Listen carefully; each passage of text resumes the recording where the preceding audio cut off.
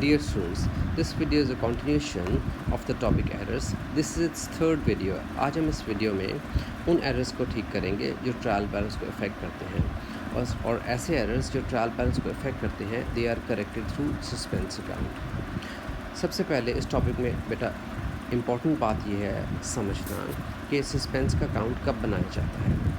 Whenever the total of the trial balance do not match with each other, तब हमें suspense account खोलना पड़ता है। लेट्स सपोज एक ट्रायल बैलेंस बनाई गई है जिसके डेबिट कॉलम का टोटल था 70,900 और उसके क्रेडिट कॉलम का टोटल है 70,000। अब चूँकि क्रेडिट कॉलम का टोटल छोटा है तो दोनों साइडों को इक्वल करने के लिए we'll have to open the account named as suspense account और इसमें 900 हम छोटी साइड पर डालेंगे। क्रेडिट साइड छोटी है तो क्रेडिट साइड पर ही 900 डालेंगे और ट्रायल बैलेंस में भी क्रेडिट साइड पे ही हमने क्रेडिट कॉलम में यानी कि हमने 900 लिख दिया। ऐसा करने से क्रेडिट कॉलम का टोटल भी 70,000 और 900 बन जाएगा और ट्रायल बैलेंस के टोटल्स मैच कर दिए जाएंगे। ट्रायल बैलेंस बनाने के बाद फाइनेंशियल स्टेटमेंट भी बना ली जाती हैं। फाइनेंशियल स्टेटमेंट बनाने के बाद दिस एरर वॉज रिवील्ड, पता चला कि क्या गलती हुई थी। A sale of goods for $900 to be Roger on credit was not recorded in the sales account.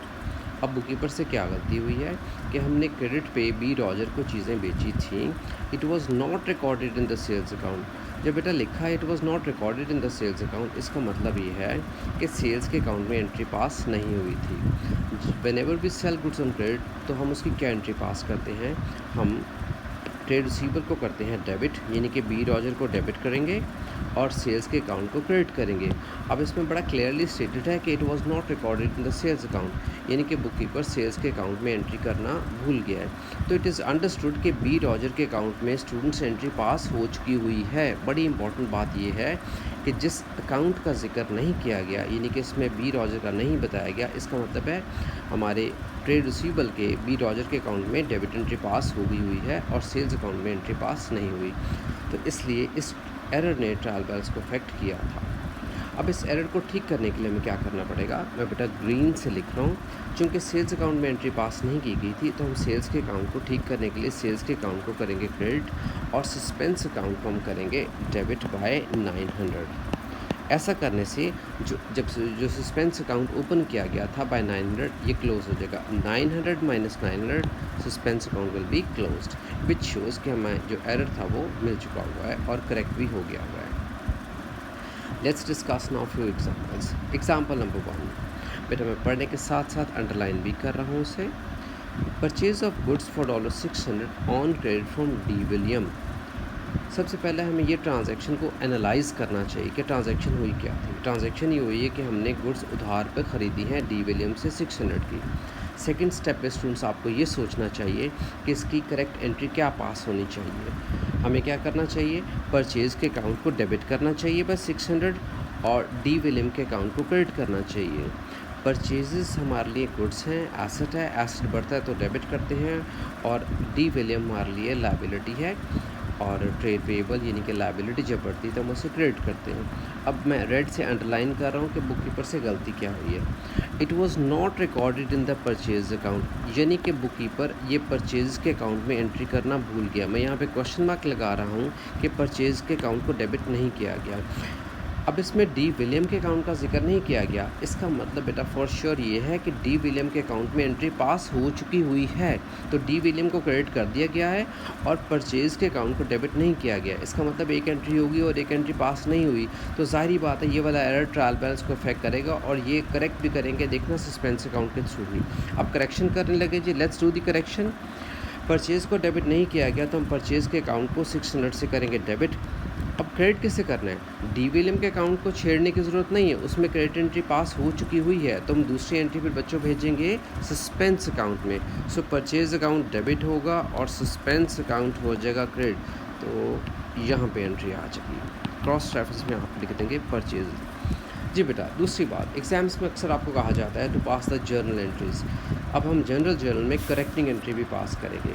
हमने इस एरर को ठीक करने के लिए बेटा परचेज़ के अकाउंट को आप देखिए डेबिट किया है और सस्पेंस अकाउंट को क्रेडिट किया है। तो जनरल जर्नल में कैसे एंट्री लिखते हैं, जो अकाउंट डेबिट हो रहा है उसे पहली लाइन में लिखना होता है और जो अकाउंट क्रेडिट कर रहे हैं हम सेकेंड लाइन में लिखेंगे leaving one word space, so purchase will be debited and suspense account will be credited. Let's move on to error number 2।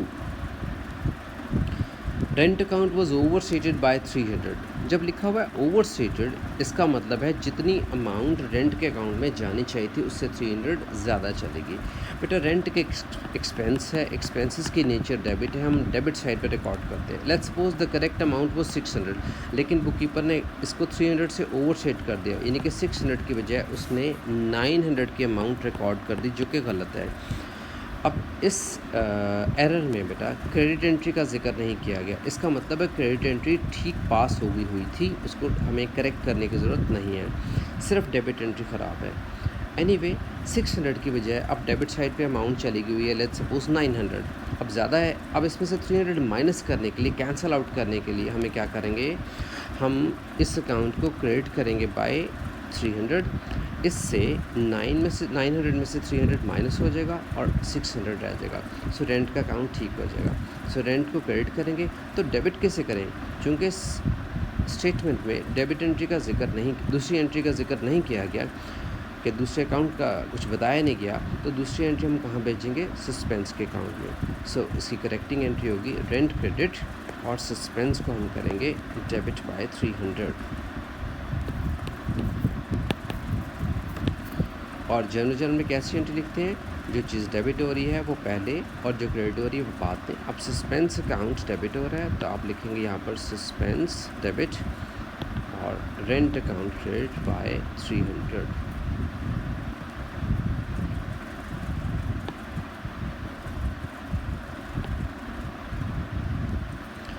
Let's move on to the next error.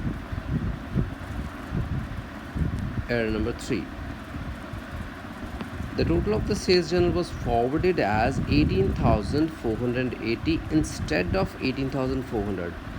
बेटा ये error समझने के लिए आपको थोड़ी सी previous knowledge होनी चाहिए journals और लेजर्स की। सेल्स जर्नल में हम क्रेडिट सेल्स रिकॉर्ड करते हैं, and at the end of the month usually the total of the sales journal is posted on the credit side of the sales account. अब sales journal का correct total था 18,400, लिखा है कि total of the sales journal was forwarded, यानी कि ये amount journal से जब आगे फॉरवर्ड पोस्ट की गई सेल्स के अकाउंट में, इट वॉज फॉरवर्डेड एज 18,480। अब इस अकाउंट में गलत अमाउंट चली गई, जानी चाहिए थी 18,400, चली गई 18,480, यानी कि $80 से ये अकाउंट ओवरस्टेट हो गया है। यहाँ मैंने लिख भी दिया हुआ है, it was overstated by $80। Debit entries का जिक्र नहीं किया गया, बेटा इसकी डेबिट एंट्रीज जाती हैं ट्रेड रिसीवर्स के अकाउंट्स में। चूँकि उन एंट्रीज़ का जिक्र नहीं किया गया, तो फिर मैं बताऊंगा कि जिनका जिक्र नहीं किया गया, इसका मतलब है उन अकाउंट्स में ठीक एंट्रीज पास हो गई हुई हैं। So sales account has been overstated by $80, तो इसमें से $80 माइनस करने के लिए हम क्या करेंगे, इस अकाउंट को डेबिट करेंगे। अब डेबिट करने से बेटा 18,480 में से 80 माइनस हो जाएगा, तो ऑटोमेटिकली बाकी रह जाएगा 18,400। तो सेल्स को डेबिट करना पड़ेगा। दूसरी एंट्री कहाँ भेजेंगे, ऑब्वियसली दूसरी एंट्री जाएगी सस्पेंस अकाउंट में। तो करेक्टिंग एंट्री होगी sales debit and suspense account credit by $80। General में हम कैसे लिखते हैं, जो अकाउंट डेबिट हो रहा है वो पहले, तो आपने सेल्स को डेबिट करना है और सस्पेंस के अकाउंट को आपने क्रेडिट करना है by $80। Let's move on to the next error, error number 4. The total of the discount allowed column of the cash book was 180, was recorded in the discount received account. इसके लिए again you must have previous knowledge. बेटा cash book में जो discount के column होते हैं उनका total भी उसी तरह at the end of the month usually the total of the discounts column are transferred to their relevant discounts account. अब डिस्काउंट अलाउड कॉलम का टोटल था 110। अब हमें क्या करना चाहिए था कि डिस्काउंट अलाउड का टोटल डिस्काउंट अलाउड के अकाउंट में जाना चाहिए था, लेकिन बुककीपर ने क्या किया, डिस्काउंट अलाउड में रिकॉर्ड करने की बजाय उसने मैं अनरेड से अंडरलाइन कर रहा हूँ, it was recorded in discount received account, यानी कि उसने ये अमाउंट डिस्काउंट अलाउड की बजाय डिस्काउंट रिसीव्ड के अकाउंट में डाल दी। और ये भी नहीं मैंने लिखा बेटा कि किस तरफ रिकॉर्ड कर दी। तो जिसका जिक्र नहीं किया गया कि जिस साइड पर रिकॉर्ड की गई है, तो हम ये एज्यूम करेंगे चूँकि डिस्काउंट रिसीव्ड के अकाउंट की नेचर क्रेडिट है, तो बुक कीपर ने इसे डिस्काउंट रिसीव समझ के इसे क्रेडिट साइड पे ये अमाउंट रिकॉर्ड कर दी डिस्काउंट रिसीव्ड के अकाउंट में। अब इसको ठीक करने के लिए हमें क्या करना पड़ेगा, चूँकि ये अमाउंट डिस्काउंट रिसीव्ड के अकाउंट में आनी ही नहीं चाहिए थी, तो हम इसमें से अकाउंट ख़त्म करने के लिए, इसमें से ये अमाउंट कैंसिल करने के लिए हम डिस्काउंट रिसीव्ड के अकाउंट को डेबिट करेंगे 110 से। इस तरह 110 माइनस 110 कैंसिल होके इस अकाउंट को एलिमिनेट कर दिया जाएगा, यानी कि इस अमाउंट को एलिमिनेट कर दिया जाएगा, ख़त्म कर दिया जाएगा। और डिस्काउंट अलाउड को डेबिट करना चाहिए था, बुक कीपर ने वो भी नहीं किया, तो हम उसको भी डेबिट ही करेंगे। अब डिस्काउंट रिसीव्ड को भी डेबिट किया जा रहा है और डिस्काउंट अलाउड को भी डेबिट किया जा रहा है, तो क्रेडिट एंट्री फिर हम कहाँ भेजेंगे, obviously that will be recorded in the suspense account. तो हम सस्पेंस अकाउंट को 2 दफ़ा 110 से क्रेडिट करेंगे और इसमें एक दफ़ा क्रॉस रेफरेंस आपने लिखना है डिस्काउंट अलाउड और देन डिस्काउंट रिसीव्ड। जनरल में हमने क्या करना है, डिस्काउंट अलाउड को करेंगे डेबिट बाय 110 और डिस्काउंट रिसीव्ड को भी हमें डेबिट करना है बाय 110 और सस्पेंस के अकाउंट को 2 दफ़ा इसमें लिखने की ज़रूरत नहीं है, एक ही दफ़ा you can credit this account by 220। Let's move on to the next error. Error number 5. Payments to G. Smith $360 by check was correctly recorded in the cash book but was recorded in his account as 630. अब बेटा हमने payment की है जी Smith को 360, इसकी correct entry क्या होनी चाहिए, जब हम किसी ट्रेड पेबल को पैसे देते हैं तो उसके 2 इफ़ेक्ट्स क्या होते हैं, हम पे लायबिलिटी कम होती है, हम जी स्मिथ को डेबिट करते हैं और कैश बुक को क्रेडिट करते हैं। सो लिखा हुआ है कि it was correctly recorded in the cash book, यानी कि कैश बुक में ठीक अमाउंट चली गई हुई है, 360 क्रेडिट कर दी गई है।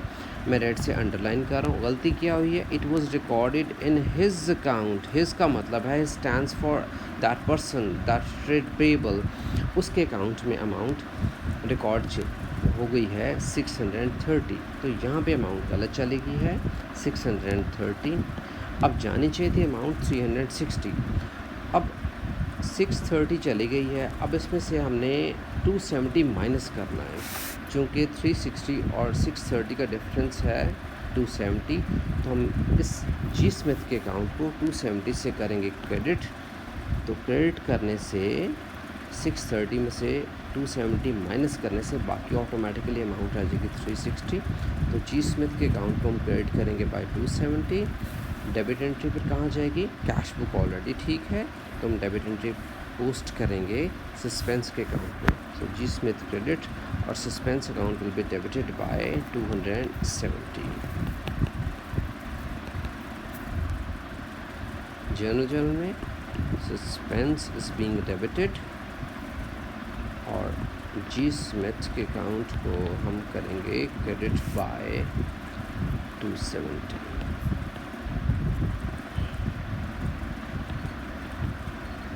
जी let's move on to the next error. Owner took goods costing $100 for his personal use. जी बेटा, जब ओनर अपने पर्सनल यूज़ के लिए गुड्स निकालता है तो उसकी एंट्री क्या पास की जाती है, ड्राइंग्स को डेबिट किया जाता है और परचेज़ को क्रेडिट किया जाता है। अब गलती क्या हुई है, एरर में हाईलाइट कर रहा हूँ रेड से, it was only recorded in the drawings account, यानी कि बुक कीपर ने ड्राइंग्स के अकाउंट में एंट्री पास कर ली हुई है, यानी कि दूसरी एंट्री पास करना भूल गया है, यानी कि परचेज़ के अकाउंट को क्रेडिट नहीं किया। तो डेबिट एंट्री होगी, क्रेडिट एंट्री नहीं हुई, ट्रायल बैलेंस को अफेक्ट करेगा। इसे ठीक करने के लिए हम क्या करेंगे, परचेज़ के अकाउंट को हम करेंगे क्रेडिट। तो डेबिट किसे करना पड़ेगा, ऑब्वियसली डेबिट हम करेंगे सस्पेंस अकाउंट को, डेबिट हो जाएगा। सो करेक्टिंग एंट्री क्या हुई बेटा, परचेज क्रेडिट और suspense debit. So suspense will be debited bye 600 and purchase account will be credited by 600. Let's move on to the next error. Sales return of 40 was recorded on the wrong side of sales return account. बेटा जब हमें कोई customer goods वापस करता है तो हम उसकी क्या एंट्री पास करते हैं, हम सेल्स रिटर्न के या रिटर्न इनवर्ड्स के अकाउंट को डेबिट करते हैं, क्योंकि जब हमें कोई गुड्स वापस करता है तो हमारा एसेट बढ़ता है और हम उसे डेबिट करते हैं। अब बुक कीपर से क्या गलती हुई, it was recorded on the wrong side of the same account. Sales return के अकाउंट को डेबिट करने के बजाय बुक कीपर ने सेल्स रिटर्न या रिटर्न इनवर्ड्स के अकाउंट को क्रेडिट कर दिया। अब ये बड़ी गलती की है। अब इस एरर को ठीक करने के लिए हम अगर सिर्फ एक दफ़ा इस अकाउंट को डेबिट करें तो 40 में से 40 कट के ये अकाउंट ज़ीरो हो जाएगा। बेटा हमने ज़ीरो करने के बाद, डिलीट करने के बाद, अकाउंट को क्लोज़ करने के बाद हमें ओरिजिनल अमाउंट भी तो भी रिकॉर्ड करनी है। तो हमें सेल्स रिटर्न के यानी कि रिटर्न इनवर्ड्स के अकाउंट को दोबारा 40 से डेबिट करना पड़ेगा, क्योंकि पहले वाले जो हमने 40 लिखा है वो सिर्फ इस 40 को, पहले वाले 40 को ख़त्म करेगा। तो 2 दफ़ा लिखने की वजह से हम सेल्स रिटर्न के अकाउंट को 80 से डेबिट करना पड़ेगा। सो करेक्टिंग एंट्री क्या होगी, सेल्स रिटर्न का अकाउंट बेटा एक ही दफ़ा आपने 80 से डेबिट कर देना है और suspense account will be created by 80। यहाँ पे क्रॉस रेफरेंस में लिखते हैं रिटर्न इनवर्ड्स या sales return. So sales return यानी कि रिटर्न इनवर्ड्स का account will be debited and suspense account will be created by 80। जी बेटा इस क्वेश्चन में मैंने सस्पेंस अकाउंट का डिफरेंस नहीं बताया था। अगर आपको क्वेश्चन में सस्पेंस अकाउंट का डिफरेंस बताया गया हो कि ट्रायल बैलेंस की एक साइड बड़ी है और एक छोटी है, तो जो साइड छोटी होगी, लेट्स सपोज ट्रायल बैलेंस की अगर क्रेडिट साइड छोटी है तो आप डिफरेंस एज पर ट्रायल बैलेंस क्रेडिट साइड पे लिखेंगे सस्पेंस अकाउंट में, वहाँ से स्टार्ट करेंगे, और अगर डेबिट साइड छोटी है तो वहाँ से शुरू करेंगे। अब इस क्वेश्चन में नहीं बताया था तो आप क्या करोगे, बड़ी साइड में से छोटी साइड माइनस करके जो आप डिफरेंस छोटी साइड पे पोस्ट कर देंगे। Thank you so much.